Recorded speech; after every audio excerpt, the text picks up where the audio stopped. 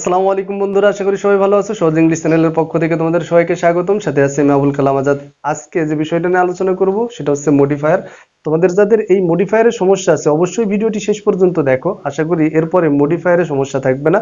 আমি দেখিয়ে দেবো কিভাবে মডিফায়ার তোমাদের পরীক্ষায় আসে এবং কিভাবে সেটা সমাধান করতে হয়। তো তার আগে তোমরা যারা আমার আগের ভিডিওটা দেখোনি, যে ভিডিওতে আমি আলোচনা করেছিলাম মডিফায়ার হিসেবে কি কি ব্যবহার হতে পারে, মডিফায়ার কত ধরনের, তোমরা অবশ্যই ভিডিওটি দেখে নিবা। ডেসক্রিপশন বক্সে লিংক দেওয়া থাকবে, সেখান থেকে। বন্ধুরা, মূল আলোচনায় আসি। আমি এখানে একটা উদাহরণ লিখছি যেভাবে তোমাদের মডিফায়ার পরীক্ষায় এসে থাকে। তো উদাহরণটা একটু ভালো করে খেয়াল করো। এখানে বলা হচ্ছে ওয়ান নাইট, এক রাতে, হাজী মোহাম্মদ মহসিন ওয়াজ ইন, তারপরে গ্যাপ। তো গ্যাপের পরে ব্র্যাকেটের ভিতরে হিন্টস দেওয়া থাকে, তোমাদের কি করতে হবে। এখানে বলা হচ্ছে pre modify of the noun. তো এর আগে তোমাদেরকে বলছিলাম প্রি মডিফাই দ্য নাউন, অর্থাৎ নাউনকে মডিফাই করতে পারে অ্যাডজেক্টিভ, আর ভার্বকে মডিফাই করতে পারে অ্যাডভার্ব। এই বিষয়টা খেয়াল রাখবা। তাহলে প্রি মডিফাই দ্য নাউন মানে কি, নাউনকে মডিফাই করতে হবে একটা কি দ্বারা, অ্যাডজেক্টিভ দ্বারা। আর যখন প্রি মডিফাই থাকে তখন গ্যাপের পরের শব্দটা দেখতে হয়, পরের শব্দের সাথে মিল রেখে একটা শব্দ বসাতে হবে। তাহলে এখানে কি বলা হচ্ছে যে one night Haji Mohammad Mohsin was in sleep. তাহলে এখানে একটা অ্যাডজেক্টিভ বসালে কি ব্যবহার করা যায়, সে ঘুমাইছিল কিভাবে, গভীরভাবে, তাহলে ডিপ। তাহলে আমরা এখানে কি ব্যবহার করতে পারি, ওয়াজ ইন ডিপ স্লিপ। তো এরপরের বাক্যটা দেখো, suddenly he heard a sound, হঠাৎ করে সে একটা শব্দ শুনেছিল, অ্যান্ড ওয়াক আপ, এবং জেগে উঠেছিল। তারপরে বি নাম্বারের গ্যাপ, গ্যাপে বলা হচ্ছে যে an infinitive as a post modifier. তো পোস্ট মডিফায়ার মানে কি, অর্থাৎ কোনো একটা শব্দের পরে বসে যখন ওই শব্দ সম্পর্কে অতিরিক্ত তথ্য দেয়। তার মানে কি আমাদের গ্যাপের আগের শব্দ দেখতে হবে।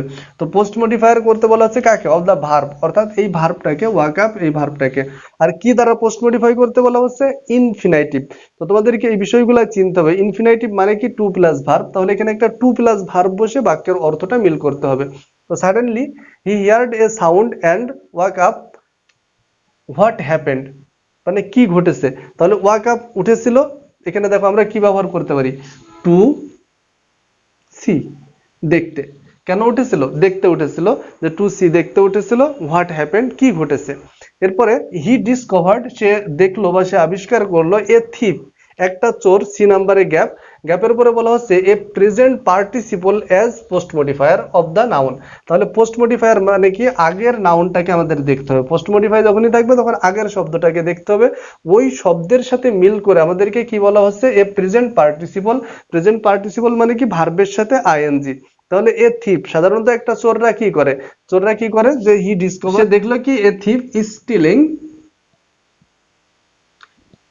স্টিলিং এ ভ্যালুয়েবল আর্টিকেলস, কিছু মূল্যবান সম্পদ, ফ্রম হিজ রুম, তার যে কক্ষ থেকে। এরপরেরটা দেখো, হি অ্যাডভান্সড, অর্থাৎ সে অগ্রসর হলো। এরপরে ডি নাম্বার, এখানে বলা হচ্ছে যে an adverb as a post modifier. তো অ্যাডভার্ব পোস্ট মডিফায়ার মানে কি, অর্থাৎ এই অ্যাডভার্ব সবসময় মডিফাই করে কাকে, ভার্বকে। তাহলে এই ভার্বকে পোস্ট মডিফাই করতে হবে। তো এখানে আমরা কি ব্যবহার করতে পারি, হি অ্যাডভান্সড, এরপরে বলা হচ্ছে অ্যান্ড কট দ্য থিপ। তাহলে হি অ্যাডভান্স, সে অগ্রসর হলো। কিভাবে অগ্রসর হয়েছিল, আমরা জানি অ্যাডভার্ব হচ্ছে কখন, কোথায়, কিভাবে। তো এইভাবে প্রশ্ন করলে তোমরা পেয়ে যাবে যে সে অগ্রসর হয়েছিল কিভাবে। আমরা এখানে ব্যবহার করতে পারি কি, সাইলেন্টলি, মানে চুপিসারে। হি অ্যাডভান্সড সাইলেন্টলি, সে চুপিসারে অগ্রসর হয়েছিল, অ্যান্ড কট এবং ধরে ফেলেছিল দ্য থিপ। এরপর দেখো আবার ই নাম্বারের gap, post modify of the verb, অর্থাৎ আবার এই যে কট আছে এখানে একটা ভার্ব, এই কট ভার্বটাকে পোস্ট মডিফাই করতে হবে। কট দ্য থিপ, এবং চোরটিকে ধরেছিল। তো কিভাবে ধরেছিল, কিভাবে দ্বারা প্রশ্ন করলে তোমরা অ্যাডভার্ব পেয়ে যাবা। তো কিভাবে ধরেছিল দেখো, আমরা এখানে বলতে পারি হাতে নাতে। হাতে নাতে এর ইংলিশ হচ্ছে রেড হ্যান্ডেড, অথবা ইনস্ট্যান্টলি, সাথে সাথে। তো তোমরা যে কোনো এই, অর্থাৎ এর সাথে মিল রেখে তোমরা একটা ব্যবহার করতে পারো। And caught the thief instantly মানে সাথে সাথে চোরটিকে ধরে ফেলেছিল। এরপরে বলা হচ্ছে মহসিন ওয়াজ এ ড্যাশ, অর্থাৎ এখানে এফ নাম্বারের গ্যাপ, বলা হচ্ছে কি দেখো pre modifier of the noun, অর্থাৎ নাউনকে প্রি মডিফাই করতে হবে। আর প্রি মডিফাই মানে পরের নাউনটা দেখতে হবে, ম্যান। তো মহসিন ওয়াজ এ ম্যান, আমরা অ্যাডজেক্টিভকে কেমন দ্বারা প্রশ্ন করলে উত্তর পেয়ে যায়। তো মহসিন ওয়াজ এ ম্যান, তো কেমন মানুষ ছিল, মনে করো আমরা লিখতে পারি মহসিন ওয়াজ এ কাইন্ড ম্যান, অর্থাৎ মহসিন কি ছিল, একজন একটা দয়ালু মানুষ ছিল। এরপরে হি ওয়ান্টেড, সে চেয়েছিল। জি নাম্বারে দেখো কি বলা আছে, অ্যান ইনফিনাইটিভ। তো ইনফিনাইটিভ কি, to plus verb infinitive as a post modify, অর্থাৎ পোস্ট মডিফাই মানে কি আগের ভার্বটাকে দেখতে হবে।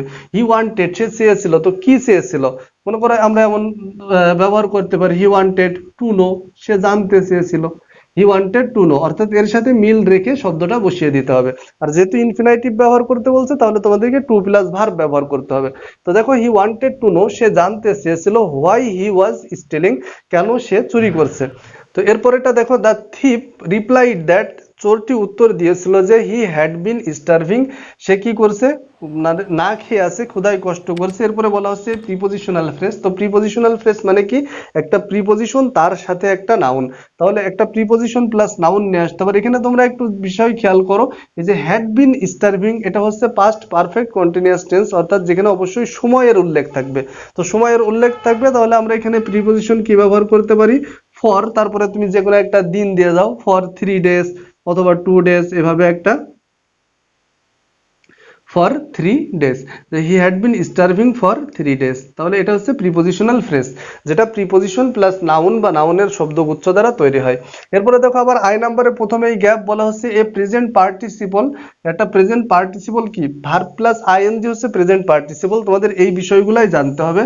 এটা হচ্ছে প্রি মডিফাই দ্য সাবজেক্ট, অর্থাৎ যে সাবজেক্ট আছে মহসিন, এই মহসিনকে প্রি মডিফাই করার জন্য একটা প্রেজেন্ট পার্টিসিপল ব্যবহার করতে হবে। তো দেখো এর আগে আমরা যে কথাগুলো দেখলাম, এখানে বলা হচ্ছে মহসিন বিকাম সিম্প্যাথেটিক, মহসিন কি সহানুভূতিশীল হয়ে গেল, তাহলে আমরা এখানে এভাবে ব্যবহারই করতে পারি যে হিয়ারিং দিস, হিয়ারিং দিস, অর্থাৎ এটা শুনে মহসিন বিকাম সিম্প্যাথেটিক, মহসিন কি হয়ে গেল, খুব সহানুভূতিশীল হয়ে গেল।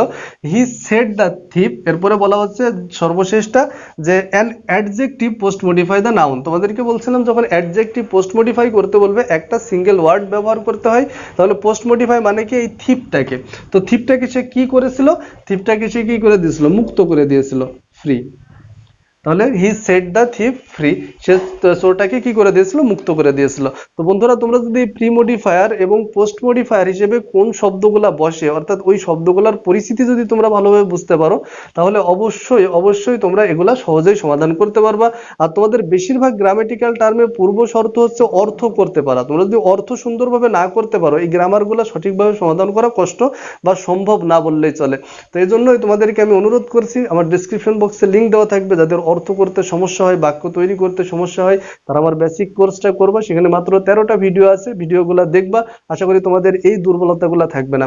আর যদি এই ভিডিওটা তোমাদের সামান্য পরিমাণ উপকার করে থাকে তাহলে অবশ্যই সেটা কমেন্টের মাধ্যমে জানাবা, কোনো অংশ বুঝতে সমস্যা হলেও কমেন্টের মাধ্যমে জানাবা, লাইক করবা, তোমার বন্ধুদের সাথে শেয়ার করবা, আর যদি চ্যানেল নতুন এসে থাকো তাহলে অবশ্যই সাবস্ক্রাইব করবা। দেখা হবে পরবর্তী কোনো ভিডিওতে, সে পর্যন্ত আসসালামু আলাইকুম।